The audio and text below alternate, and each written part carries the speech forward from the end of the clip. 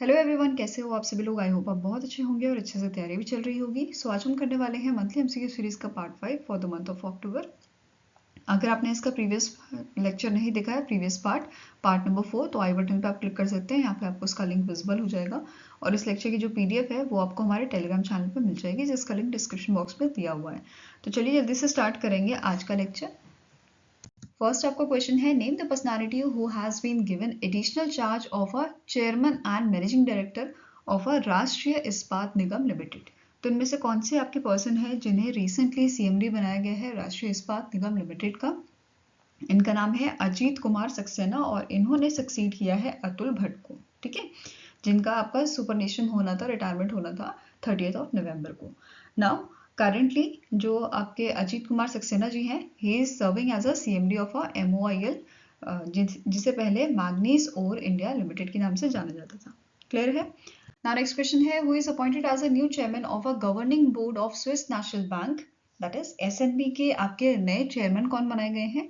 इनका नाम है मार्टिन शीगल। क्या नाम है इनका? Martin Seagull. यहाँ पे आप जो है इनकी इमेज देख सकते हैं। इन्होंने रिप्लेस किया है थॉमस जॉर्डन को and also Martin Seagull also took over as a head of SNB's Department 1 in Zurich, Switzerland. इनके साथ साथ यहाँ पे दो और आपके अपॉइंटमेंट्स हुए हैं। एक का नाम है आपका अटॉर्नी मार्टिन, जिन्हें vice chairman of governing board and head of department second in brain Switzerland बनाया गया है। एंड आपके नेक्स्ट हैं पेट्रा शुदिन, जिन्हें member of governing board and head of department बनाया गया है, हेड ऑफ डिपार्टमेंट 3rd बनाया गया है इन ज्यूरिच, स्विट्जरलैंड। क्लियर है। नेक्स्ट क्वेश्चन है, the national space commission has approved India's 5th lunar mission, जिसका नाम है LUPEX, lunar polar exploration mission. अब ये जो मिशन है इसे डेवलप किया जाएगा इसरो और इनमें से कौन सी स्पेस एजेंसी के द्वारा? इसरो और जेक्सा के द्वारा, which is Japan aerospace exploration agency. तो इसरो और जापान की स्पेस एजेंसी मिलके लूपेक्स को डेवलप करेंगी, जिसका मेन एम क्या है कि जो साउथ पोल है मून का, वहां पे एक्सप्लोर करना वाटर और वैल्यूएबल रिसोर्सेस को। क्लियर है। अब जो ये मिशन है ये एस्ट्रोनॉट भेजेगा मून पे और सही सलामत उन्हें जो है अर्थ पे लाने का ये इनका प्लान है। मतलब एस्ट्रोनॉट वहाँ पे 100 दिन जो है बिताएंगे। इसकी ड्यूरेशन क्या रखी गई है? 100 दिन रखी गई है, 100 डेज। जब और वहाँ पे रिसर्च आपकी की जाएगी। फाइन। अब लैंडर एंड रोवर की बात करें तो इसरो जो है ये लूनर रोवर बनाएगा, जिसका वेट होगा आपका 350 kg का। वेरस जापान की जो स्पेस एजेंसी है जेक्सा, ये आपका लैंडर बनाएगी। क्लियर है।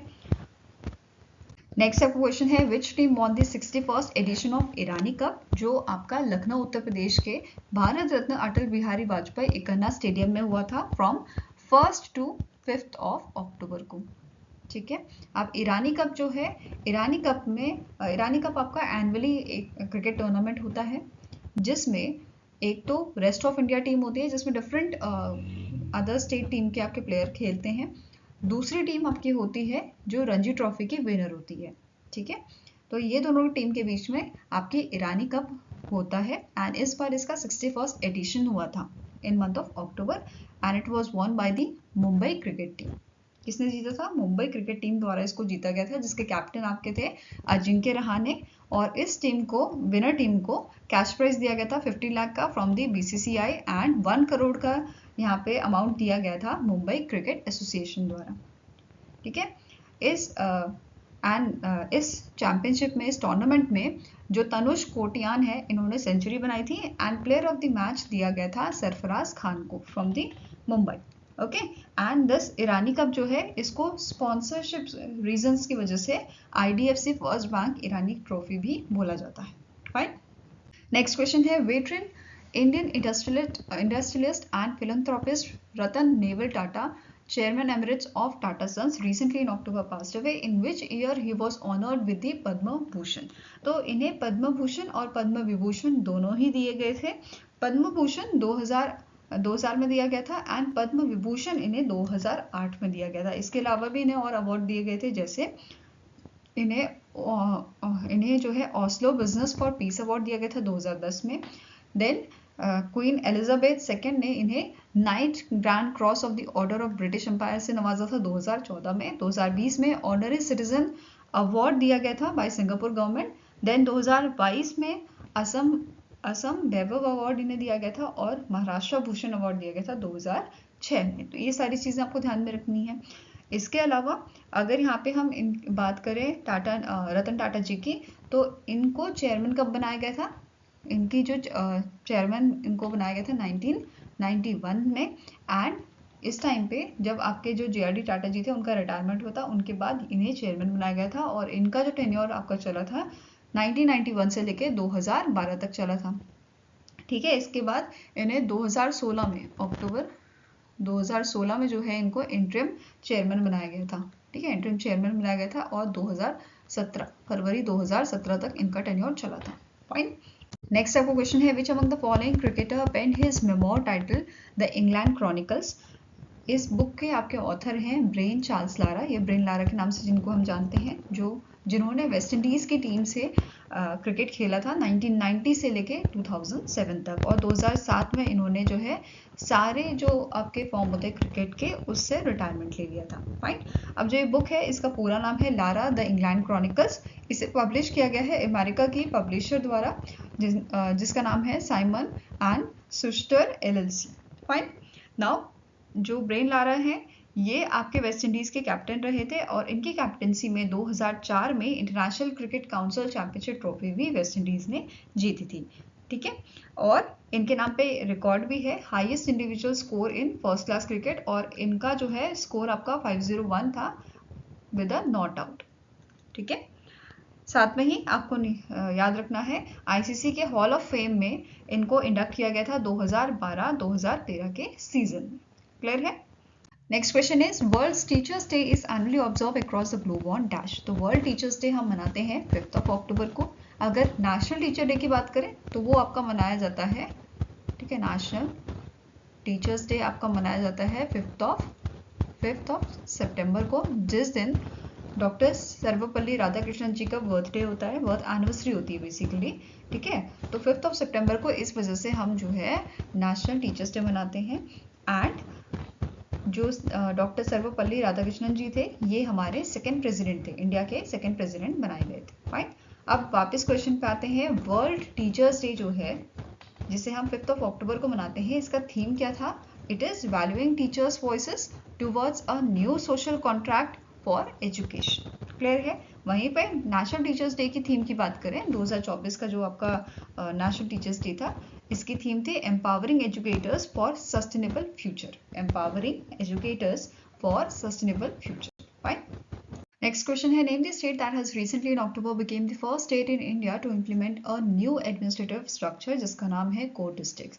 कोर डिस्ट्रिक्ट क्या है? बेसिकली ये आपकी एडमिनिस्ट्रेटिव यूनिट है जो डिस्ट्रिक्ट लेवल से भी नीचे वाले लेवल पे काम करेगी ताकि अच्छी से अच्छी सर्विसेज जो हैं सिटीजन्स को प्रोवाइड की जा सके।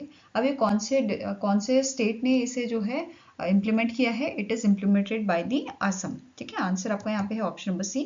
और टोटल यहाँ पे आपके 21 सच कोर डिस्ट्रिक्ट्स जो हैं वो लॉन्च किए गए हैं असम में with an aim to bring governance and administrative work closer to the citizens home. Okay, next question है, recently in October ministry of health and family welfare ने मंथली न्यूट्रिशन सपोर्ट आपका इंक्रीज किया है under the Nikshay Poshan Yojana ₹2 for all TB patients during the treatment. तो जिन लोगों का TB का आपका ट्रीटमेंट चल रहा है उनको मंथली असिस्टेंट प्रोवाइड किया जाता है आपका ₹500 का, but recently ministry of health and family welfare ने इसको बढ़ा के डबल कर दिया है, अब इसे ₹1000 कर दिया है। तो ये ध्यान में रखना है। अब यहाँ पे बात हो रही है निक्षय पोषण योजना की, तो इसके बारे में देखते हैं। इसे हमारी जो हेल्थ मिनिस्ट्री है उसने लॉन्च किया था अप्रैल 2018 में under the national health mission, इसे लॉन्च किया गया था। नेक्स्ट पॉइंट क्या बोल रहा है? ये आपका यहाँ पे मतलब जो अमाउंट है जो आपका फाइनेंशियल असिस्टेंट है वो डायरेक्ट बेनिफिट ट्रांसफर के थ्रू भेजा जाता है आपके जो TB पेशेंट्स हैं उनको under the national tuberculosis elimination programme. अब यहाँ पे एलिमिनेशन की बात आई है तो आपको पता होना चाहिए इंडिया का टारगेट क्या है ट्यूबरक्लोसिस को एलिमिनेट करने का, तो इट इज 2025, वेयर एज हमारा जो सस्टेनेबल गोल है, ठीक है, वो आपका कब बोलता है उसका टारगेट क्या है? तो 2030 आपका टारगेट है कि हम TB को एलिमिनेट कर देंगे वर्ल्ड से, वेयर एज 2025 टारगेट है इंडिया का, दोनों याद रखना आपको। देन इस स्कीम का ऑब्जेक्टिव क्या था कि आप इंसेंटिव प्रोवाइड करना टीबी पेशेंट्स को for the nutritional support. Beneficiaries कौन कौन से हैं? टीबी पेशेंट्स, उनके लिए ये स्कीम लाई गई थी, ठीक है। बेनिफिट क्या है कि यहाँ पे इंसेंटिव दिया जाता है, पहले 500 रुपीज़ का था, अभी जो है ये 1000 रुपये का है। फाइन। एलिजिबिलिटी की बात करें तो सारे पेशेंट्स, ऐसे पेशेंट्स टीबी के जिन्होंने जो मतलब 1 अप्रैल 2018 से पहले वाले पेशेंट्स हैं या उसके बाद वाले जो पेशेंट्स हैं, वो सब एलिजिबल हैं, बट शर्त यही है कि इनको नोटिफाई करना होगा गवर्नमेंट को, तो इनको रजिस्टर करना होगा निक्षय पोर्टल में, तो ये एलिजिबिलिटी रखी गई थी। क्लियर है? ये सारी चीज़ें क्लियर है आपको? नाउ इसी के साथ अभी यहाँ पे देखो मंथली असिस्टेंट जो है वो तो बढ़ाया गया है, इसी के साथ बोला गया है कि ये इंट्रोड्यूस करेंगे एनर्जी, यहाँ पे इंट्रोड्यूस किया गया है energy dense nutritional supplements, that is ENDS को लाया गया है टीबी पेशेंट्स के लिए। ऐसे टीबी पेशेंट्स जिनका body mass index below 18.5 kg पर मीटर स्क्वायर होगा, उनके लिए ये लाया गया है। अब इसके तहत फर्स्ट 2 मंथ ऑफ ट्रीटमेंट जो होंगे आपके एलिजिबल पेशेंट्स के, ये उस टाइम पे प्रोवाइड किया जाएगा, और टोटल एडिशनल कॉस्ट जो गवर्नमेंट ने यहाँ पे दी है वो है 1040 करोड़ की ENDS के लिए, जिसमें से 60-40 का रेशियो यहाँ पे रहेगा सेंट्रल गवर्नमेंट का और स्टेट गवर्नमेंट का, सेंट्रल का 60 और स्टेट का रहेगा 40। क्लियर है? नेक्स्ट आपका क्या बोल रहा है पॉइंट कि यहाँ पे एक्सपेंशन किया है, expansion of a scope and coverage of Nikshay Mitra initiative, किसके लिए ये आपका एक्सटेंड किया गया है? जो आपके फैमिली मेंबर्स हैं टीबी पेशेंट्स के, अंडर द प्रधानमंत्री टीबी मुक्त अभियान, इनके लिए यहाँ पे निक्षय मित्र इनिशिएटिव को एक्सटेंड किया गया है, इसके स्कोप को, कवरेज को एक्सटेंड किया गया है, और इसके तहत यहाँ पे फूड बास्केट्स प्रोवाइड की जाएंगी for the improvement of their immunity. Fine. Next question है which of the following statement is correct with respect to the visit of Andrew ऑनलेस ऑफ जमाइका टू इंडिया। तो इंडिया में इनका visit था, आपके जो पीएम थे जमाइका के, तो उसी से रिलेटेड आपका जो है यहाँ पे सारे पॉइंट्स हैं इनके विजिट से रिलेटेड। तो पहला पॉइंट है NPCI, इंडिया का जो NPCI है, NPCI इंटरनेशनल पेमेंट लिमिटेड, इन्होंने MOU साइन किया है जमाइका के EGOV Jamaica limited for adopting UPI technology for better digital payment solution. Next है गवर्नमेंट ऑफ इंडिया और गवर्नमेंट ऑफ जमाइका के बीच में MOU साइन हुआ है on cultural exchange programme for 2024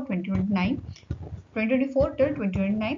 next है PM मोदी जी ने अनाउंस किया है renaming of a road in front of a Jamaican high commission in new Delhi to a Jamaica road. तो ये सारे स्टेटमेंट आपके करेक्ट है, तो answer is option number E, और 1, 2 and 3 स्टेटमेंट्स आर करेक्ट। इसके अलावा यहाँ पे इन्होंने स्पोर्ट्स में भी जो है MOU साइन किया था इंडिया के साथ। फाइन।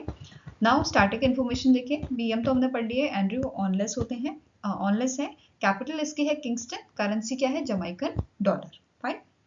नेक्स्ट आपका क्वेश्चन है recently in October international finance corporation ने इंडिया के एक बैंक के साथ पार्टनरशिप की है प्रोवाइड करने के लिए, बेसिकली प्रोवाइड करने के लिए $500 मिलियन का loan to help develop a blue finance market and scale up financing of a green projects. तो ग्रीन प्रोजेक्ट्स की फाइनेंसिंग को बढ़ाने के लिए और डेवलप करने के लिए ब्लू फाइनेंस मार्केट इंडिया में IFC ने, इंटरनेशनल फाइनेंस कॉर्पोरेशन ने पार्टनरशिप की है एक्सिस बैंक के साथ। एक्सिस बैंक के MD and CEO कौन है? इनका नाम है अमिताभ चौधरी।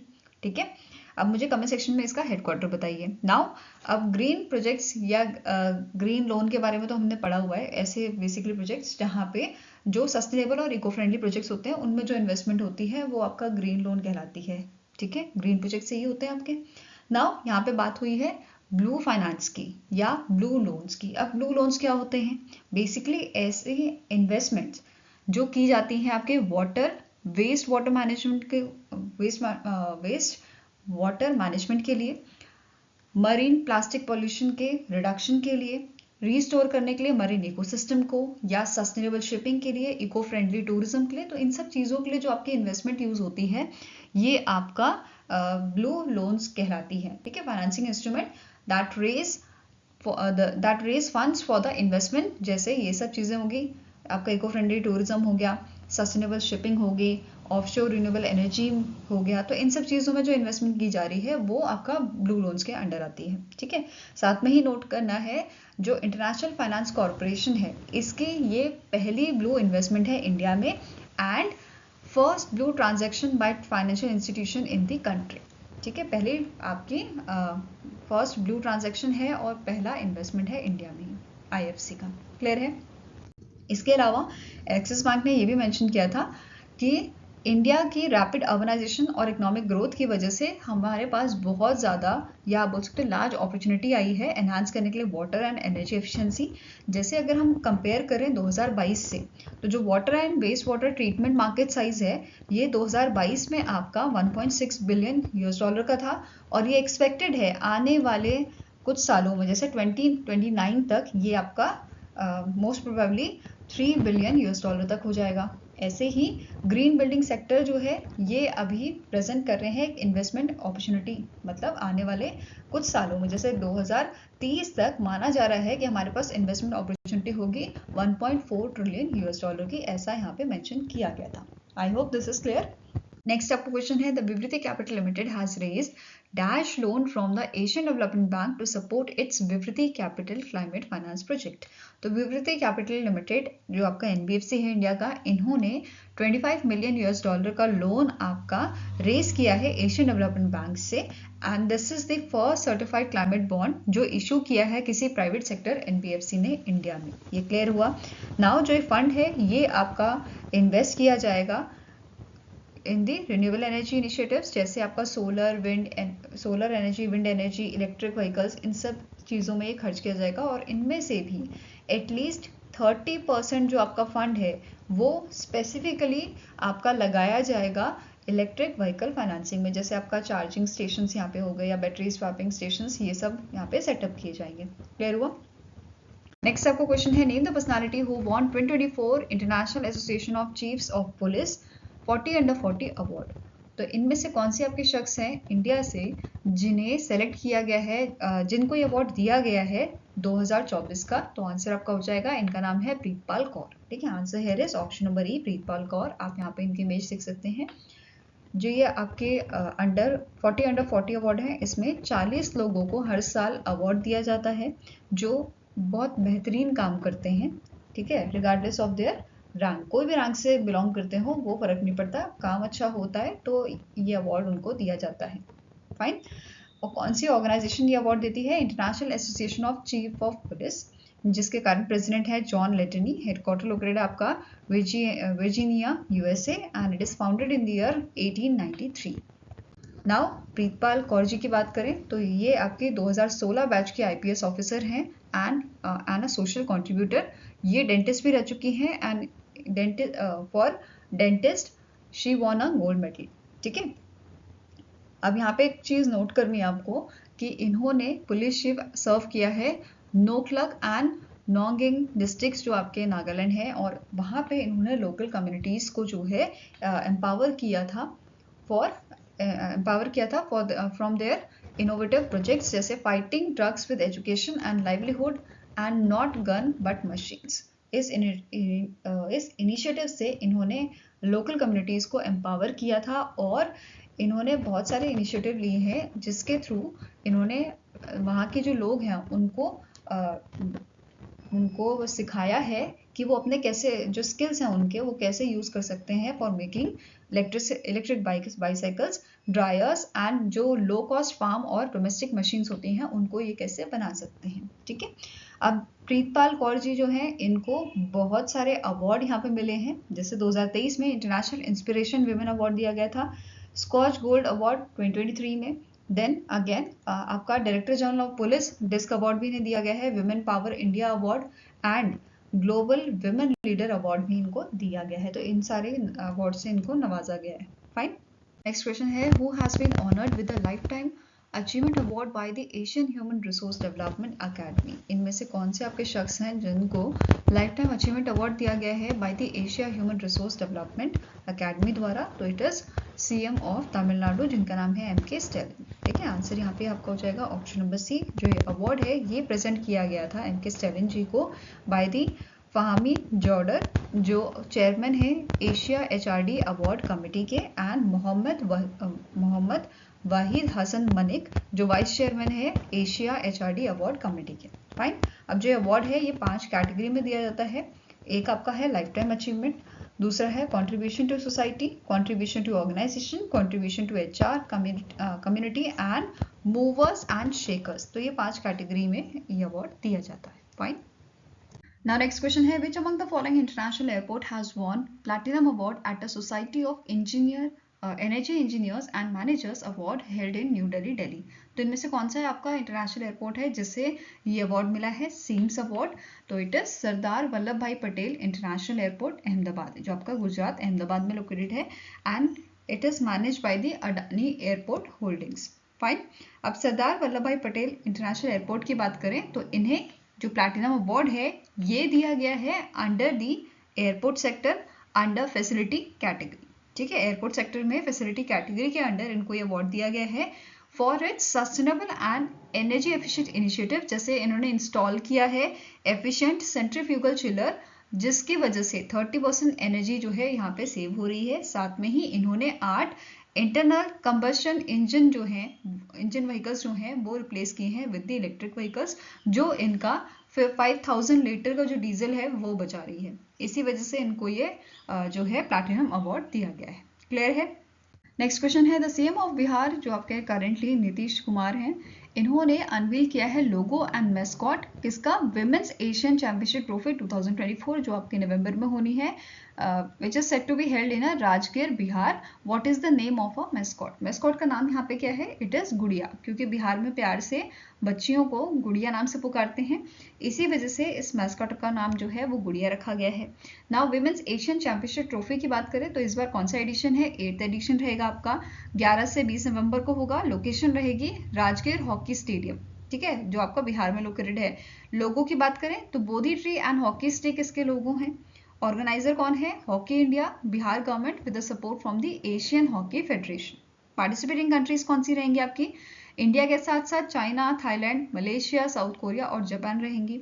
वहीं पे अगर पूछा जाए इंडिया ने प्रीवियस ईयर्स में कितनी बार ये चैंपियनशिप जीती है, तो आपका 2016 में जीती थी और 2023 में जीती थी। ठीक है, नेक्स्ट है, which country won the 2024 south Asian football federation under 17 championship held in Bhutan? तो इनमें से कौन सी कंट्री है जिसने अंडर 17 की जो आपकी south Asian football federation championship थी वो जीती है? It is India. इंडिया ने इसे जीता है, और इंडिया ने डिफीट किसे किया है? इंडिया ने डिफीट किया है आपके बांग्लादेश को। क्लियर है? Now player of the tournament किसको दिया गया है? Mohammad Arbash from India, and goalkeeper of the tournament दिया गया है एहिबम सूरज सिंह। कौन सा एडिशन था? ये 9th एडिशन था, जो 20th से 30th सितंबर को आपका हुआ था। 7 टीमों ने इसमें 7 टीम जो है उन्होंने पार्टिसिपेट किया था। इंडिया, बांग्लादेश, भूटान, मालदीव्स, नेपाल, श्रीलंका एंड पाकिस्तान द्वारा इसमें पार्टिसिपेशन देखा गया था in the men's SAAF under 17 championship.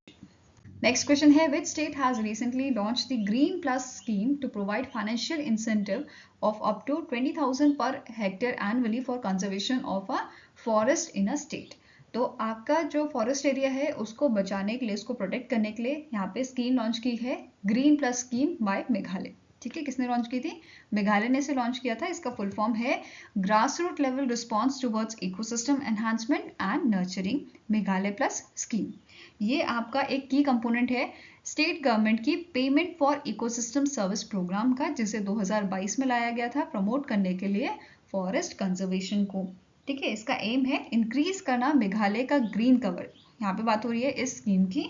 इसका काम क्या है कि जो मेघालय का फॉरेस्ट एरिया है या ग्रीन कवर जिसे हम बोलते हैं, वो इंक्रीज हो बाय एन एडिशनल 50,000 हेक्टेयर। ये यहाँ पे बोला गया है 50,000 हेक्टेयर हमें एडिशनल इंक्रीज करना है green cover through the active community participation, और इसके लिए 200 करोड़ का फंडिंग भी यहाँ पे दिया गया है। ठीक है, under PES scheme, under this PES programme, communities, clans and individuals जो है इनको 8,000 पर हेक्टेयर पर ईयर यहाँ पे जो है फाइनेंशियल असेसमेंट दिया जाएगा for 5 years for conserving the natural forest. तो फॉरेस्ट एरिया को कंजर्व करने के लिए, उसे बचाने के लिए और उसको बढ़ाने के लिए यहाँ पे ये इनिशिएटिव लाया गया है। क्लियर हुआ? नेक्स्ट है name the country that has sign an MOU with India to expand and diversify the critical mineral supply chain at a bilateral commercial dialogue. तो रिसेंटली इंडिया और यूएस का एक आपका 6th consecutive India US commercial dialogue हुआ था, वहां पे इस MOU को साइन किया गया था। ठीक है, तो आंसर क्या हो जाएगा? It is option number B. अब ये जो आपका 6th एडिशन था इस कमर्शियल डायलॉग का, इसको को चेयर किया था इंडिया के यूनियन मिनिस्टर हैं जो ministry of commerce and industry के पीयूष गोयल जी, और secretary of commerce from the US जिनका नाम है गिना रायमोंडो। ठीक है, तो इन दोनों ने यहाँ पे इस पे पार्टिसिपेट किया था। और जो ये MOU यहाँ पे साइन हुआ है, इसका मेन एम क्या है कि जो सप्लाई चेन है आपकी क्रिटिकल मिनरल्स की, उसको स्ट्रेंथन किया जाए, उसको मजबूत किया जाए। एंड इसमें मेन फोकस जो रहेगा वो आपका रहेगा लिथियम, कोबाल्ट और इसी टाइप के जो अदर क्रिटिकल मिनरल्स आपके हैं जो मेनली आपके इलेक्ट्रिक व्हीकल्स में यूज होते हैं और क्लीन एनर्जी एप्लीकेशंस में इनका यूज होता है। क्लियर है? Next is The Directorate General of Foreign Trade, that is DGFT, has recently in September announced that the interest equalization scheme जो है it is limited at or it is capped at dash per annum per import export code। तो ये आपकी पहले 10 crore per annum की थी, अभी इसको कैप्ड किया गया है 50 लाख पर एनम पे। तो ये ध्यान में रखना है, इसको अभी कम किया गया है। Fine.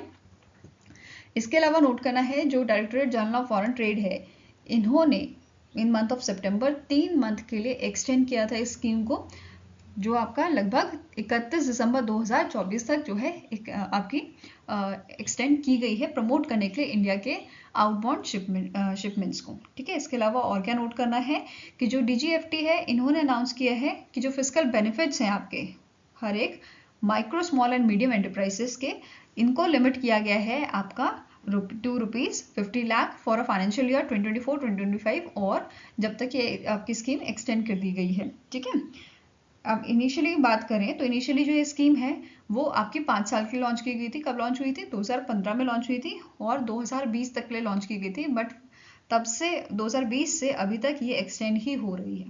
Fine. Now next question है the name the personality who has been recently in October elected as the chairperson of a 77th session of World Health Organization Southeast Asia Region Regional Committee। तो इनमें से कौन से आपके शख्स हैं जिनको चेयरमैन बनाया गया था 77th सेशन जो हुआ था आपका WHO का south east Asia region regional committee का। तो इट वाज इसके जो चेयर थे आपके वो बनाए गए थे इंडिया के health minister, union health minister Jagat Prakash Nadda ji. ठीक है, आंसर क्या हो जाएगा? Option number C. अब जो ये आपका सेशन हुआ था कहाँ पे हुआ था? ये न्यू दिल्ली में हुआ था। लोकेशन इसकी थी आपकी न्यू दिल्ली और 7th से 9th अक्टूबर को ये आपका चला था। क्लियर है? एडिशन पूछा तो 77th एडिशन था। फाइन। अब इस सेशन के दौरान जो चीफ द कैबिनेट है आपकी WHO की रजिया बंड से, इन्होंने कुछ चैलेंजेस आउटलाइन किए हैं जो साउथ ईस्ट एशिया रीजन में फेस किए जा रहे हैं, जिनमें से आपके कुछ जो आपके चैलेंजेस हैं कि यहाँ पे बर्डन इंक्रीज हो रहा है नॉन कम्युनिकेबल डिजीजेस का एंड मेंटल हेल्थ का। नेक्स्ट है unfinished business of reducing neonatal and under 5 mortality. Third आपका है challenge growing threat of anti microbial resistant.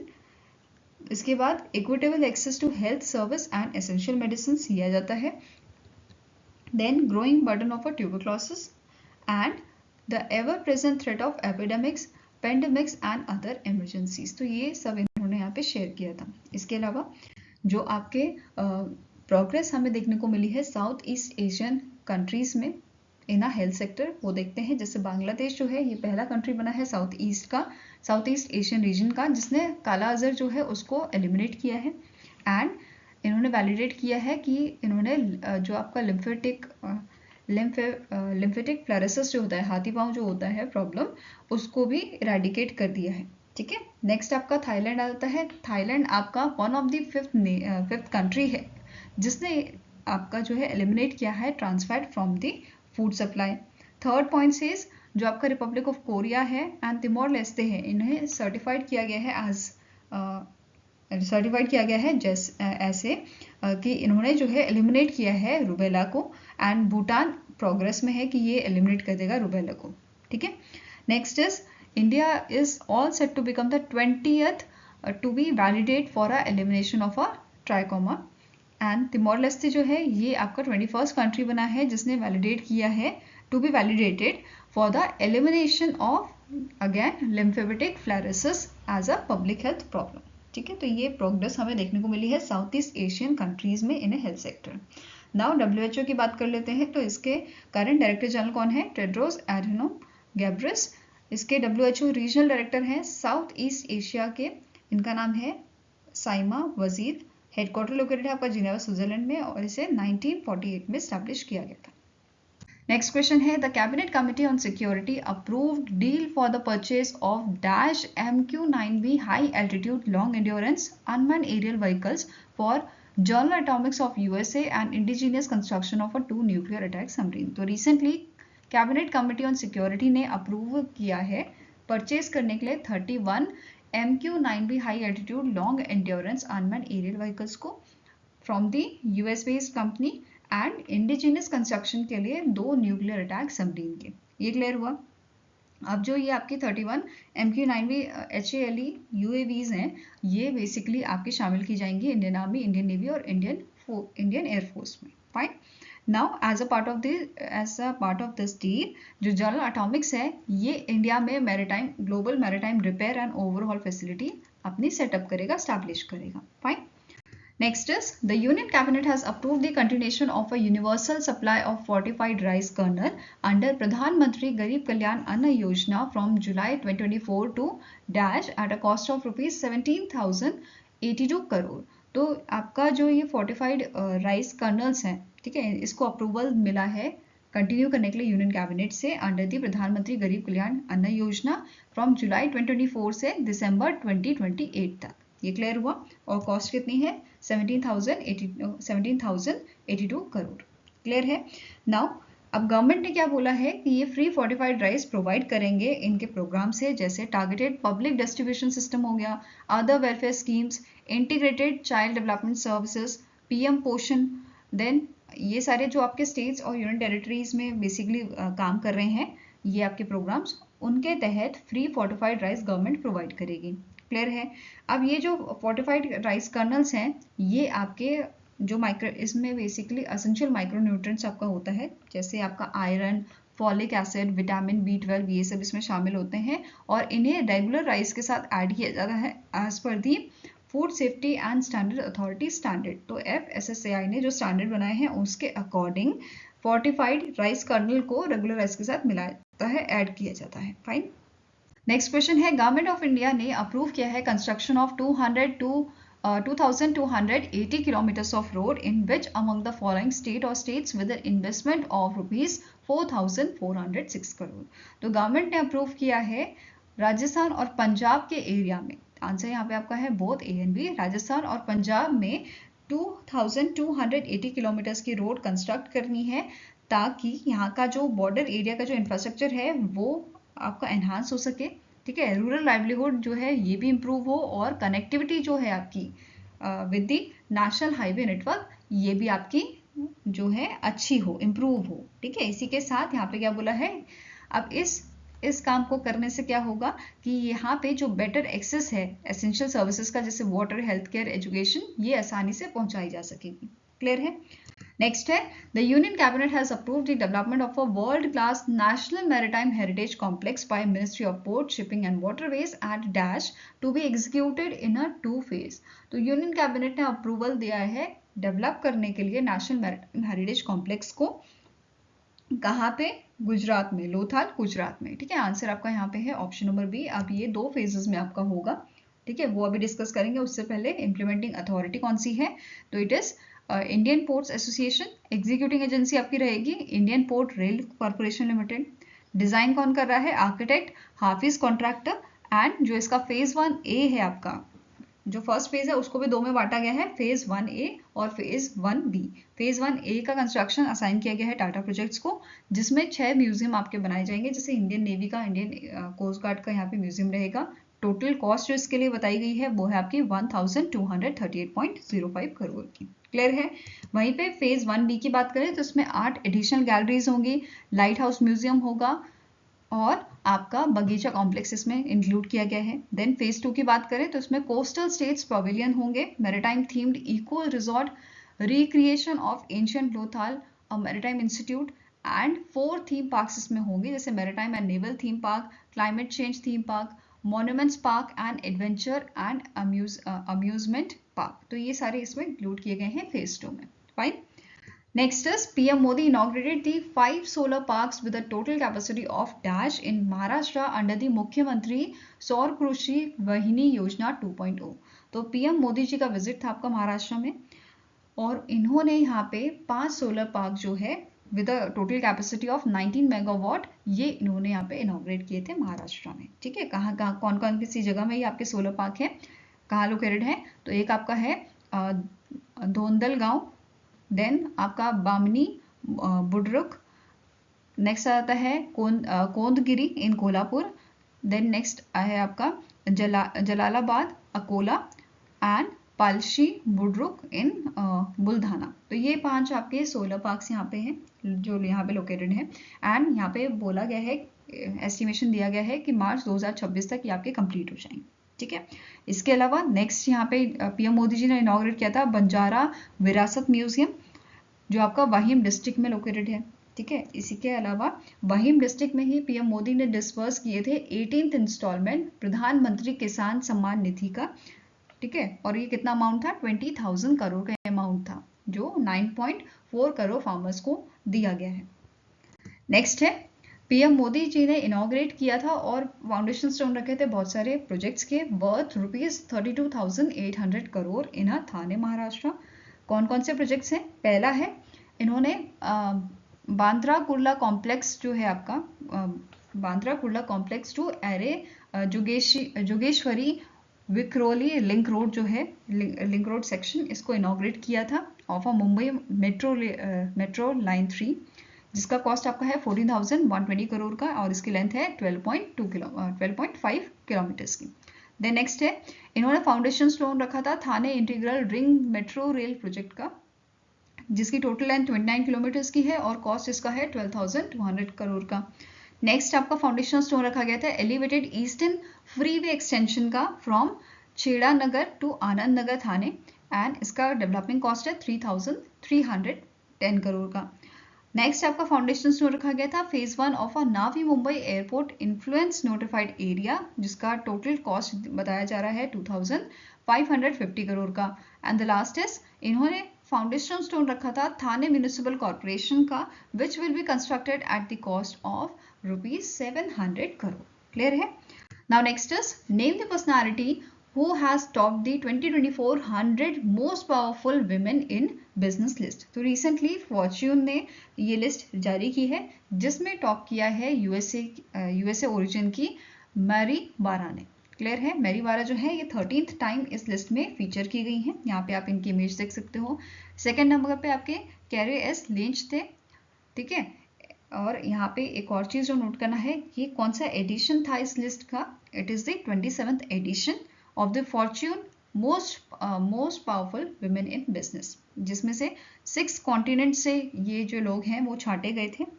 ठीक है, 6 कॉन्टिनेंट, 19 कंट्रीज एंड टेरिटरीज और 14 डिफरेंट इंडस्ट्रीज से ये लोग छांटे गए हैं यहाँ पे। फाइन।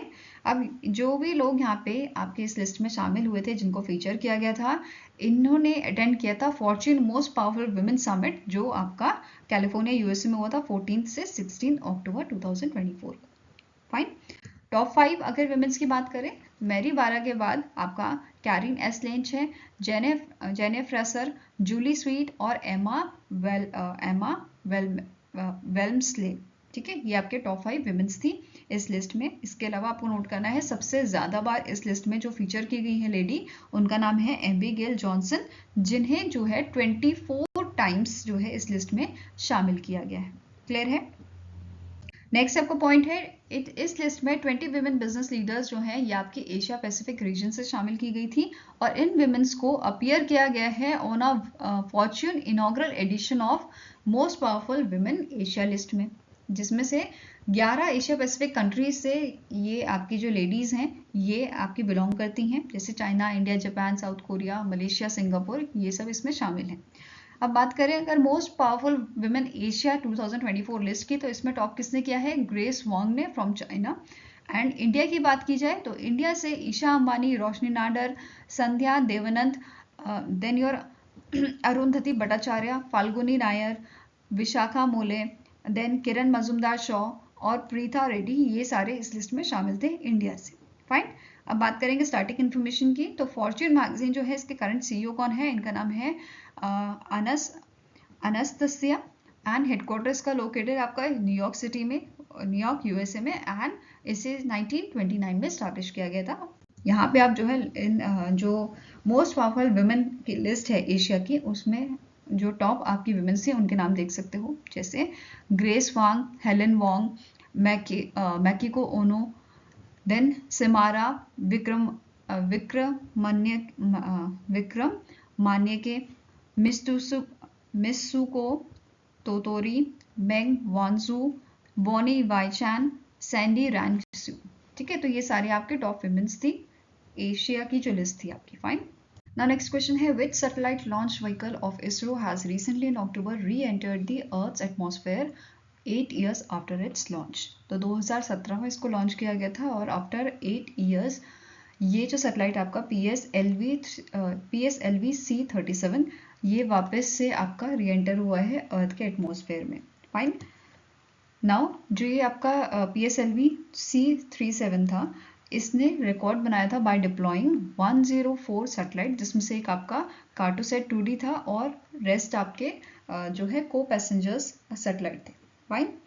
नेक्स्ट क्वेश्चन है, which organisation recently in October delivered the first AL-31FP aero engine to Indian air force for SU-30 MKI aircraft? तो रिसेंटली जो हिंदुस्तान एरोनॉटिक्स लिमिटेड है, उन्होंने in month of October deliver किया है पहला AL-31FP एरो इंजन, जिसका contract ministry of defence ने sign किया था इनके साथ।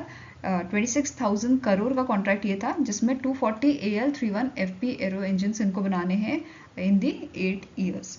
फाइन।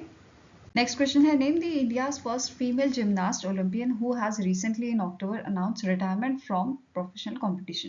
तो इनमें से कौन सी आपकी फीमेल है जो इंडिया की पहली फीमेल जिमनास्ट बनी थी, जिमनास्ट ओलंपियन बनी थी, जिन्होंने रिसेंटली अनाउंसमेंट रिटायर किया है? तो इट इज योर दीपा करमारकर। ठीक है, इनका राइट आंसर यहाँ पे क्या है? दीपा करमारकर।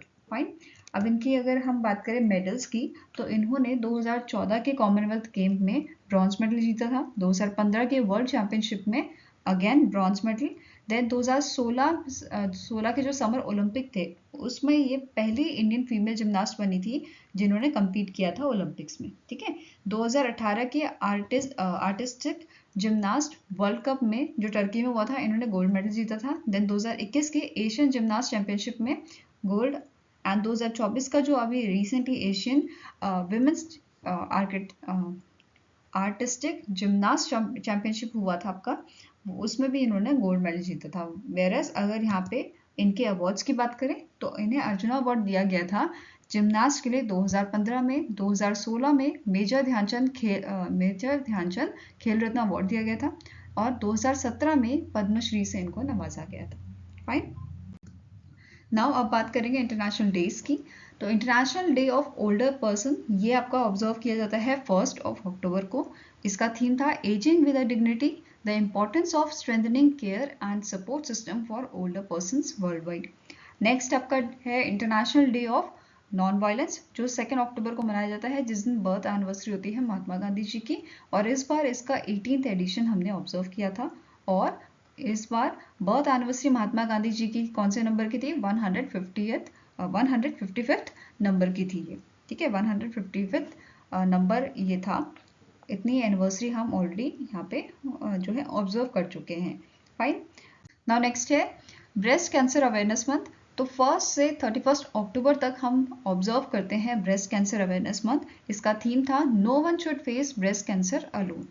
इसका सिंबल आपका होता है पिंक रिबन, एंड अक्टूबर को हम पिंक मंथ के नाम से भी जानते हैं। नाउ नेक्स्ट है वर्ल्ड हेल्थ ऑर्गेनाइजेशन ने एक इनिशिएटिव आपका लॉन्च किया था 2021 में, ग्लोबल ब्रेस्ट कैंसर इनिशिएटिव। ठीक है, जिसका मेन एम क्या था? कि हमें ब्रेस्ट कैंसर मॉर्टेलिटी रेट्स जो है वो 2.5% एनुअली कम करने हैं, रिड्यूस करने हैं बाय 2040। तो ये एम लेके WHO चल रहा है अभी। फाइन। इंडिया की अगर बात करें तो 2022 के ये डेटा है जहाँ पे जो ब्रेस्ट कैंसर डेथ्स थी वो एस्टिमेट की गई थी, दैट इज 98,337 यहाँ पे ये डेथ्स बताई गई थी, जो काफ़ी ज़्यादा है। फाइन। आई होप गाइस आपको ये वीडियो पसंद आया हो। पसंद आया तो लाइक एंड शेयर जरूर कीजिएगा और हमारे साथ जुड़ने के लिए हमारे चैनल को सब्सक्राइब कीजिएगा। अगर आपके कुछ सजेशन है तो आप हमें मेल कर सकते हो benchmarkstudy007@gmail.com पे, या फिर आप हमें कमेंट सेक्शन में भी लिख सकते हैं। सो मिलेंगे ऐसे ही नेक्स्ट वीडियो के साथ। Till then take care, have a nice day and all the best for your preparations.